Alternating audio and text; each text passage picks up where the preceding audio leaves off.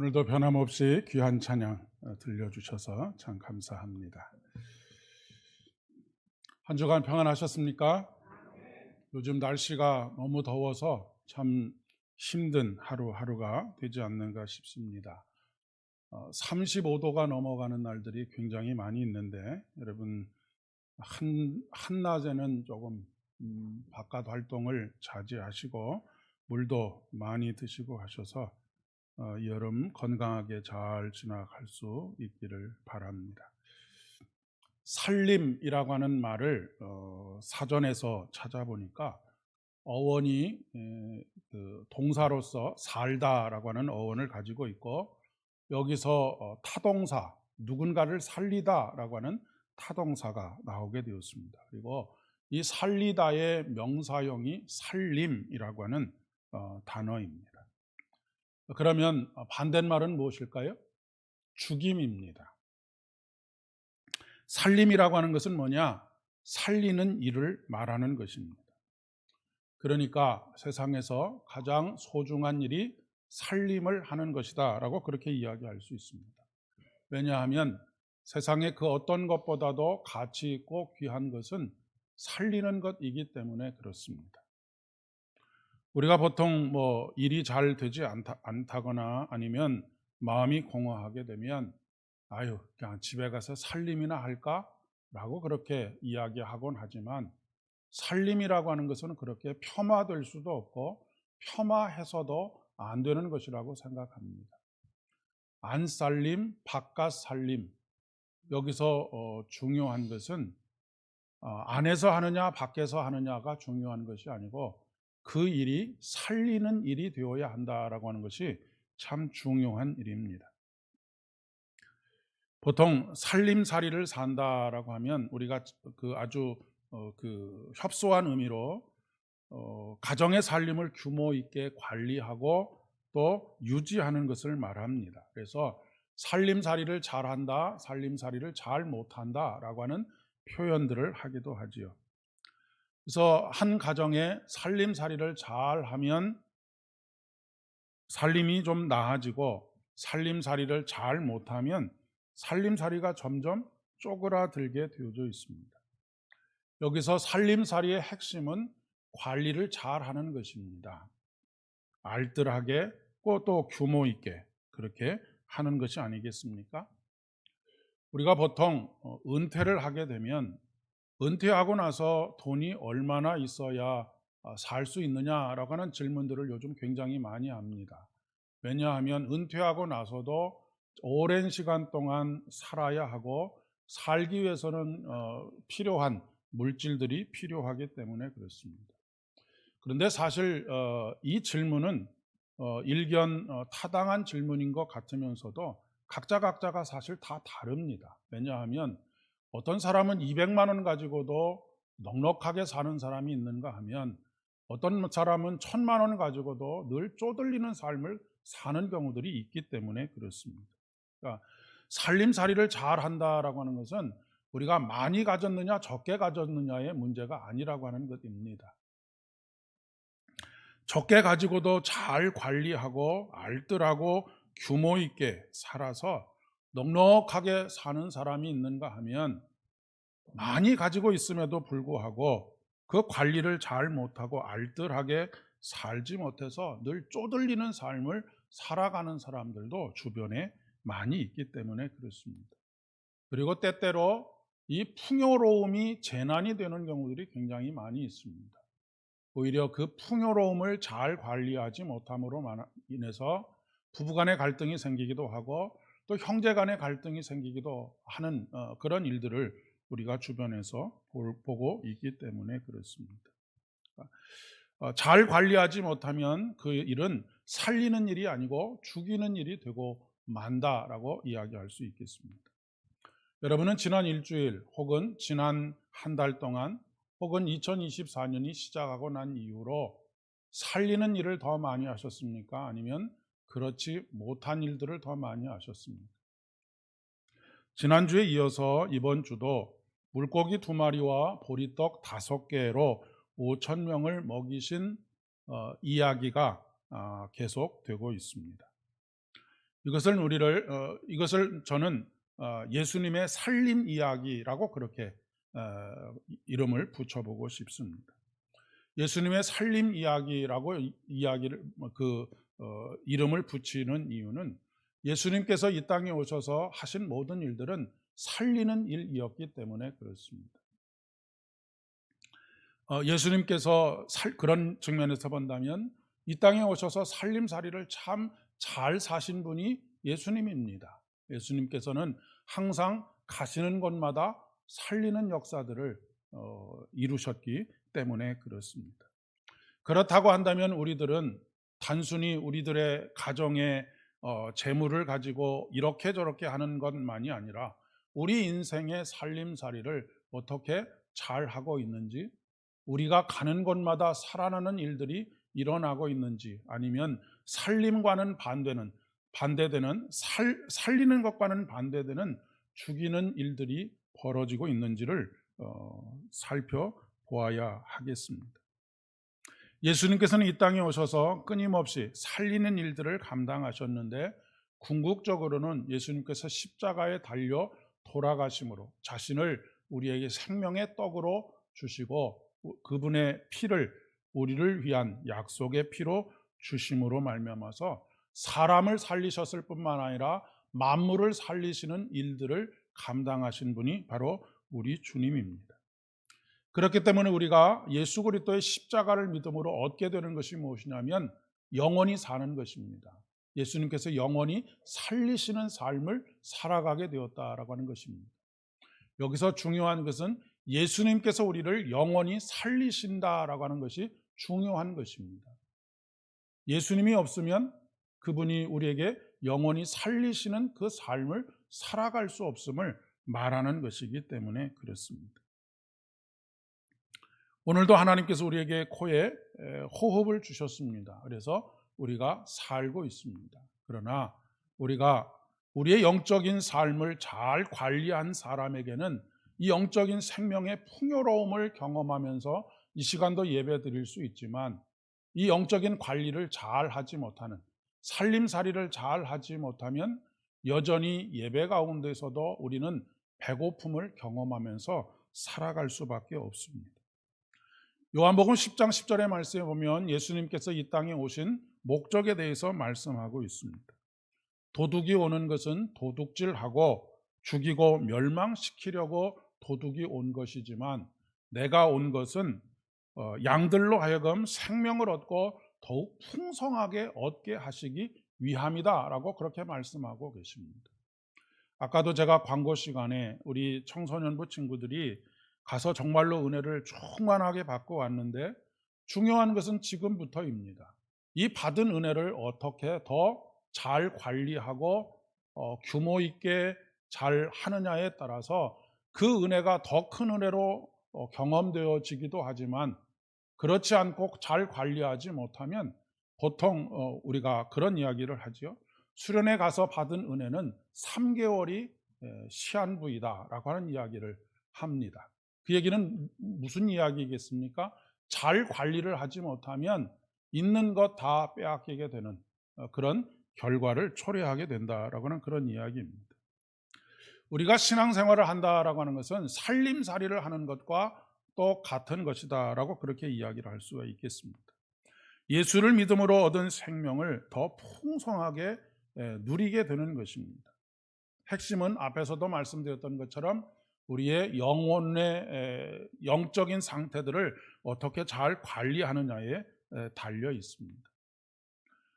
우리가 이 농촌에 살다 보면 가장 힘들고 어려운 일 중에 한 가지가 무엇입니까? 잡초가 잘 자라는 것입니다.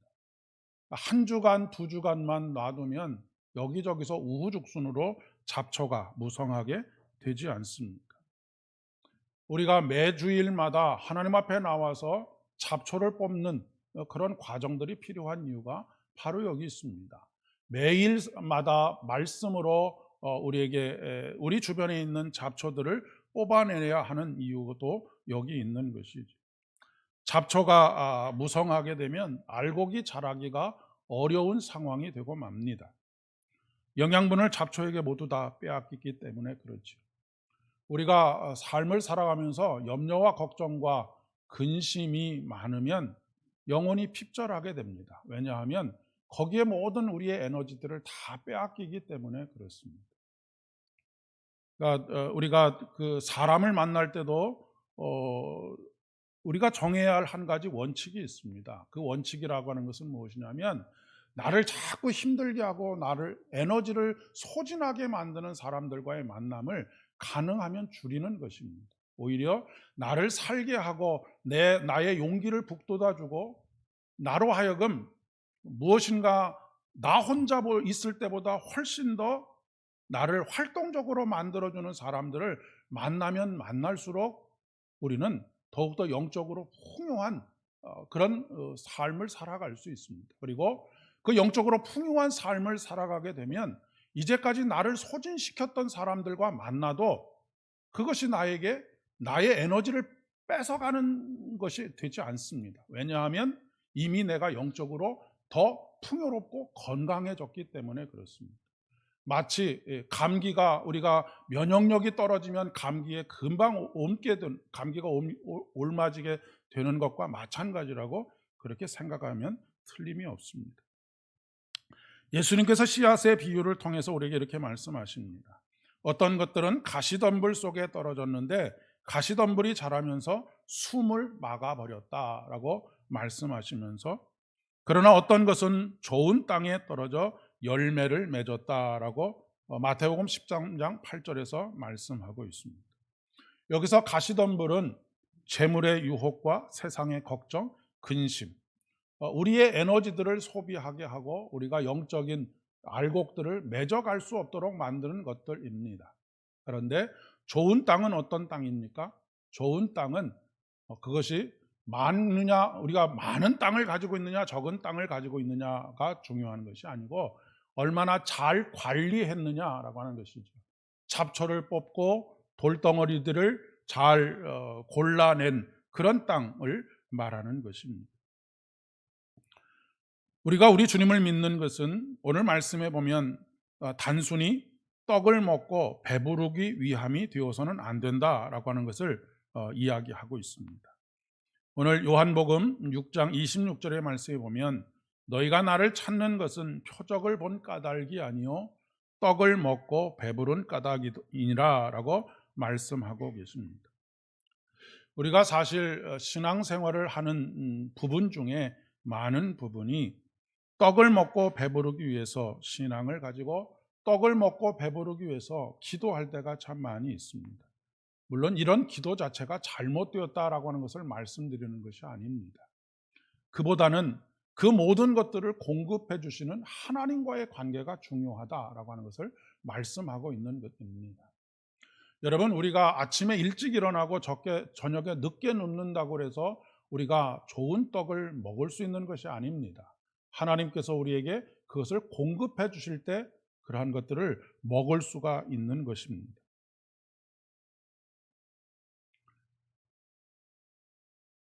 영생하도록 있는 양식을 위해서 일하라라고 말씀하고 계십니다. 그것은 곧 하나님께서 보내시니 예수를 믿는 것이다. 그리고 그것이 하나님의 일이다라고 말씀하십니다. 그러면 예수를 믿는다라고 하는 것은 무엇입니까? 우리가 처음 예수를 믿고 교리적으로 배우고 성경에서 예수님께서 나를 구원하시는 분이시다라고 하는 것을 우리의 머리로 믿는 것, 입으로 말하는 것, 그것에서 그치는 것이 아니라고 하는 것을 말씀하고 있습니다. 예수를 믿는다라고 하는 것은 날마다 내 삶의 모든 부분에서 그분과의 관계를 맺어가는 것입니다. 이 관계가 왜 중요하냐면 그분이 나와 연결되어 있지 않으면 우리는 생명을 공급받을 수가 없기 때문에 그렇습니다. 그것은 마치 전기에 차단기가 내려져 있는 것과 똑같습니다. 그렇기 때문에 언제나 우리가 발걸음을 멈추고 머무르는 바로 그곳에 여호와 삼마의 하나님, 여호와께서 바로 거기 계시다라고 하는 것을 눈으로 보고 손으로 만진 바 된 그런 삶을 살아가야 함을 이야기하고 있는 것입니다. 오늘 구약의 본문인 출애굽기의 말씀에 보면 이스라엘 온 회중이 모세를 원망했다. 모세와 아론을 원망했다라고 그렇게 기록하고 있습니다. 원망의 내용이 무엇이냐면 우리가 그래도 애굽 땅에서는 고기 가마 곁에 앉아서 먹던 때가 있었는데 그때와 비교해서 지금 우리는 그런 것들을 먹지 못하고 있다라고 하는 것이 원망의 내용입니다. 그런데 이것은 단순히 먹을 것이 있다 없다의 차원이 아니라고 하는 것을 우리가 알 수 있습니다. 애굽에서 그들이 고기 가마솥 옆에 앉아 있었던 그런 일들은 매일의 삶 속에서 경험되어진 것이 아닙니다. 바알을 섬기고 또 애굽의 왕이 자기의 생일이거나 아니면 어떤 특별한 날 주었던 것에 불과한 것이죠. 그리고 그들의 대부분의 삶은 허리가 휘어질 정도로 노역을 해야 하는 삶이었습니다. 그런데 그들 마음속에는 어떤 마음이 들었느냐면 그래도 바알 신을 섬길 때는 우리들에게 1년에 한 번이라도 죽을 만큼 고생하는 노역을 하는 삶을 살아도 1년에 한 번 정도는, 2번 정도는 고기라도 먹을 수 있었는데 지금은 그렇지 못하다라고 하는 그런 이야기를 하고 있는 것이죠. 그러니까 하나님께서 돌보시고 책임지시는 지금의 삶과 그때의 삶을 비교하고 있는 것입니다. 그들이 노역을 하고 노예로서의 처참한 삶을 살았던 기억은 다 사라지고 그저 1년에 한두 번 고기를 먹었을 때를 그리워하는 것이지요. 그런데 사실 이스라엘 백성들이 광야 40년의 삶을 살아갈 때에 그들은 씨를 뿌리지도 않았습니다. 그리고 물을 주지도 않았습니다. 오직 거두게 하시는 하나님의 은혜로 말미암아서 매일매일 만나를 거두며 그것을 먹고 살았습니다. 어떤 것이 더 큰 은혜입니까?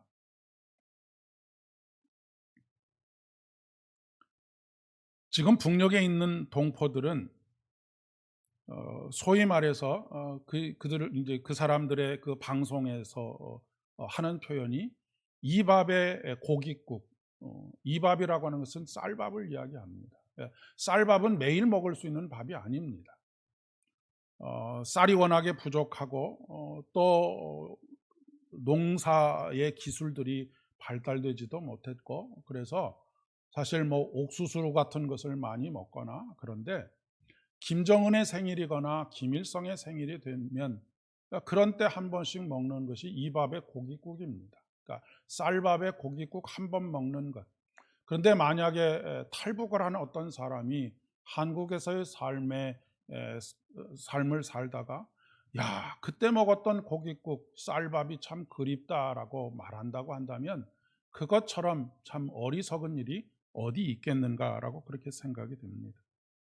이스라엘 백성들이 원망한 이유는 내가 지금 고기를 먹지 못하는 것은 1년에 한 번이라도 고기를 먹지 못하는 것은 하나님께서 우리와 함께 하시지 않기 때문이고 하나님께서 우리를 책임지지 않으시기 때문이다라고 하는 그런 생각 속에서 원망을 하고 있는 것입니다.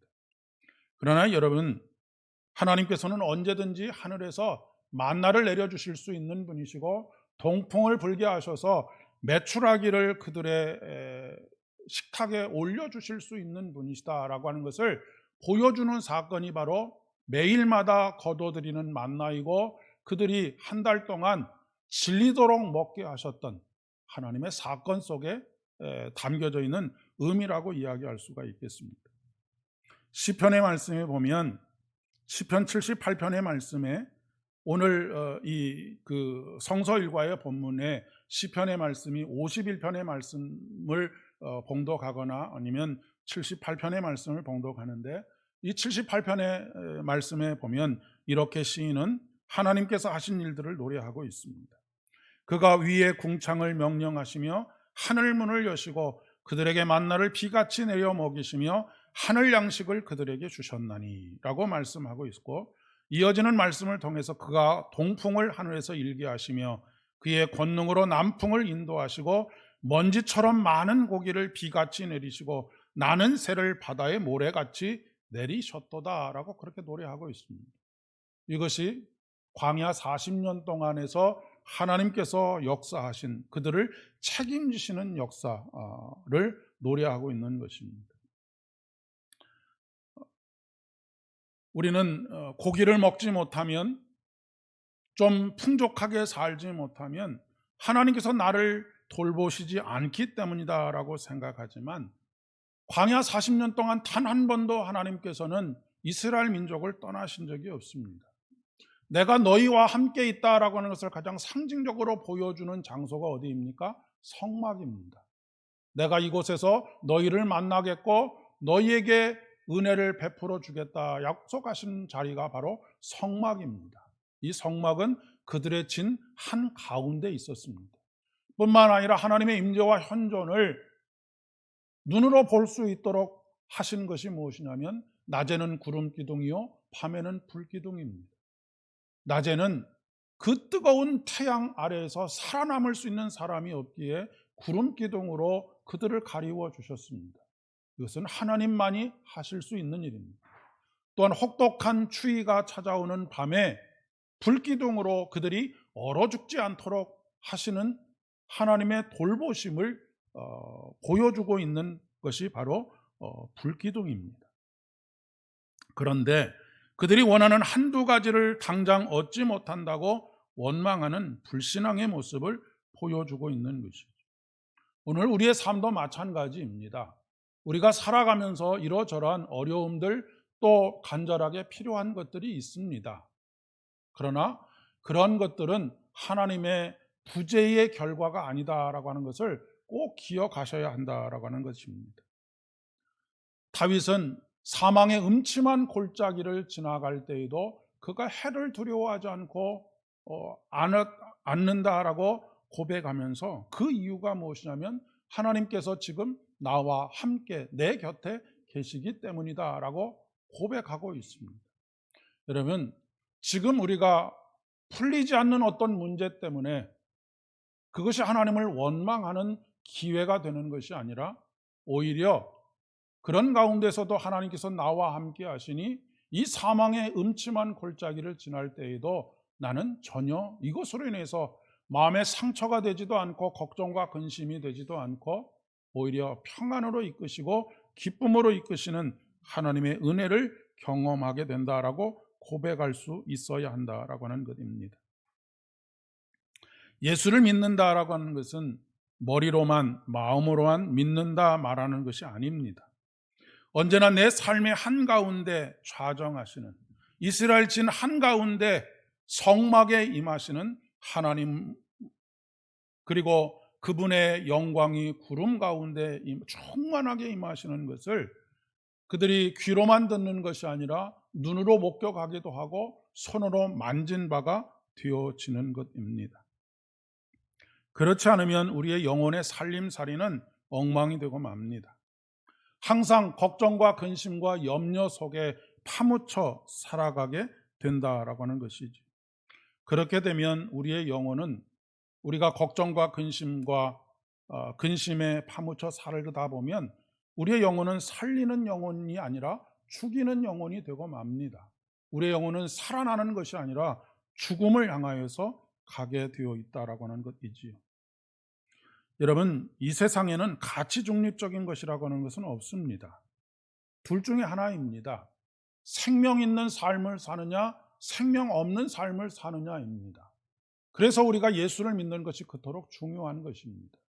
예수를 믿고 그분의 영생을 받아들이면, 생명을 받아들이면 우리는 살리는 삶을 살 수 있고, 우리는 더욱더 그 생명의 풍요로움을 누리면서 살 수 있습니다. 살림살이를 잘 할 때입니다. 그러나 우리가 예수의 영, 살리시는 그분의 영과 함께하지 않으면 우리의 모든 삶은 허무함과 죽음으로 끝날 수밖에 없는 것이죠.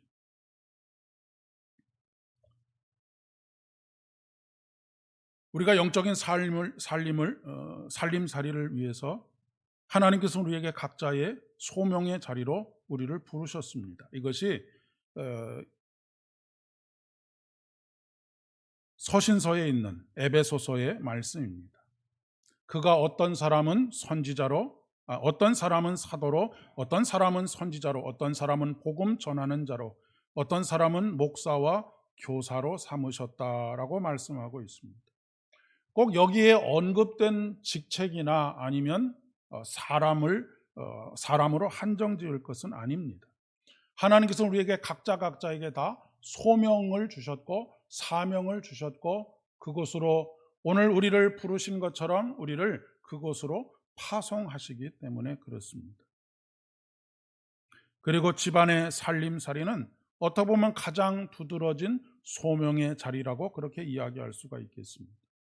그리고 우리에게 각자 이렇게 다르게 소명을 주시는 이유는 성도를 온전하게 하며 봉사의 일을 하게 하며 그리스도의 몸을 세우려 하심이라라고 말씀하고 있습니다. 그러니까 나 혼자 영적인 풍요로움을 누리면서 그것을 만족하면서 살아가는 것이 아니고 우리라고 하는 것입니다. 우리가 다 하나님의 아들을 믿는 것과 아는 일에 하나가 되어서 온전한 사람을 이루어 그리스도의 장성한 분량이 충만한 데까지 이르리니라고 말씀하고 있는 것입니다. 우리를 하나님께서 가정으로 엮으신 이유가 여기 있고, 교회 신앙의 공동체로 엮으신 이유가 여기 있고, 우리의 수많은 관계들과 만남들 속에서 우리에게 사명을 주시는 이유가 바로 여기 있습니다. 근데 여러분, 우리가 여러 모임들, 공동체들을 경험해 가다 보면 사람이 모이면 시너지 효과가 나타나는 경우가 있는가 하면 전혀 그렇지 못하고 더 쪼그러드는 그런 경우들이 있습니다. 하나 더하기 하나가 셋이 되기도 하고 넷이 되기도 하는 그런 곳이 있는가 하면 하나 더하기 하나가 오히려 둘보다도 못한 1.5 혹은 0.5가 되는 경우들도 있는 것을 보게 됩니다. 왜 이런 일들이 벌어지겠습니까? 그곳에 살리는 사람이 많이 있으면 있을수록 시너지 효과가 나타납니다. 그러나 그 반대의 삶, 하나님께서 우리의 영혼을 살리시고 그 영생의 풍요로움을 누리지 못하며 살아가는 사람들이 많아지면 많아질수록 힘이 빠지게 되어져 있습니다. 특별히 8절에 야고보서 3장 8절의 말씀에 보면 혀는 능히 길들일 사람이 없나니 쉬지 아니하는 악이요 죽이는 독이 가득한 것이다 라고 말씀하시는 이유가 바로 여기 있습니다. 하나님은 우리의 영혼을 소생시키시는 분이십니다. 그러기 위해서 오늘도 우리에게 생명의 양식, 살아있는 양식을 허락하십니다. 그것을 눈으로 볼 수 있도록 하시는 것이 바로 오늘 말씀 이후에 이어지는 성만찬의 자리입니다. 여러분, 우리는 그냥 밀가루로 만든 빵과 포도로 만든 포도주를 먹고 마시는 것이 아닙니다. 이것을 통해서 하나님께서 우리에게 말씀하시고자 하시는 것은 항상 우리가 이 생명의 떡을 먹고 살아야 한다. 그래야 우리의 영혼이 살 수 있다라고 하는 것을 말씀해 주고자 하시는 것입니다. 우리가 귀로만 듣던 것을 눈으로 보는 것이고, 또 뿐만 아니라 우리가 손으로 만진 바 되어지고 우리의 입으로 들어가는 과정 속에서 이런 것들을 깨닫고, 그래, 나는 생명의 양식을 통해서만 살 수 있는 존재라고 하는 것을 오늘도 경험하게 되기를 원하신다라고 하는 그런 말씀입니다. 우리 주님께서는 말씀이 육신이 되셔서 이 땅에 오셨습니다. 단순히 육신을 살리는 떡으로서가 아니라 우리의 영을 살리는 생명의 떡으로 경험되어지기를 축복합니다. 기도하겠습니다. 은혜가 풍성하신 아버지 하나님, 우리에게 생명의 떡이 되셔서 매일마다 우리를 살리시는 주님의 살림살이에 우리의 영혼이 풍요로워질 수 있도록 은총을 더하여 주시오니 진심으로 감사를 드립니다. 아버지 하나님, 양으로 생명을 얻고 더 풍성케 얻는 것이 주님께서 이 땅에 오신 이유이고 우리에게 주님의 몸과 주님의 피를 흘려주신 이유인 것을 고백합니다. 하오니 이제 이후의 모든 삶 속에서 살리는 자의 삶을 살아가게 하여 주옵시고 우리의 살림살이가 잘 되어서 날마다 웃음이 끊이지 않고 기쁨과 감사가 끊이지 않는 복된 삶을 살아갈 수 있도록 은총을 더하여 주시옵소서. 모든 말씀 예수님의 이름으로 간절히 기도드립니다. 아멘.